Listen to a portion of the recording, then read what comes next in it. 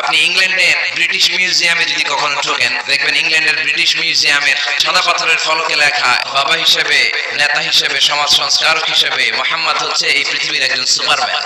বৌদ্ধদের বর্তমান বিশ্বের সবচেয়ে বড় ধর্মীয় নেতার নাম দালাই লামা। তিনি একটা ইন্টারন্যাশনাল কনফারেন্সে বলেছেন, মুসলিম বিশ্বের সর্বশেষ নবী তিনি সাধারণ কোনো মানব নন, তিনি অবিসংবাদিত মানব হয়ে পৃথিবীতে এসেছেন।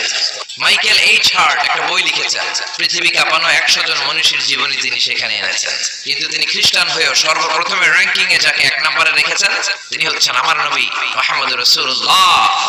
মহাত্মা গান্ধীর নাম শুনছেন? ভারতের অবিসংবাদিত নেতা। তিনি ভাবলেন সব সময় মুসলমানদের একজন নবীর কথা শুনি, সবাই বলে মুহাম্মদ মুহাম্মদ, কে এই মুহাম্মদ? দেখি তো তার একটা জীবনী গ্রন্থ পড়ি। তো 2 খণ্ডের একটা জীবনী গ্রন্থের প্রথম খণ্ড উনি পেলেন। উনি ভাবলেন ভূমিকাটা, বইয়ের ভূমিকাটা পড়ে রেখে দেব। পড়তে শুরু করলো বিশ্বনবীর শৈশবকাল, কৈশোরকাল, তার সমাজনীতি, তার রাষ্ট্রনীতি, তার আন্তর্জাতিক নীতি। পড়তে পড়তে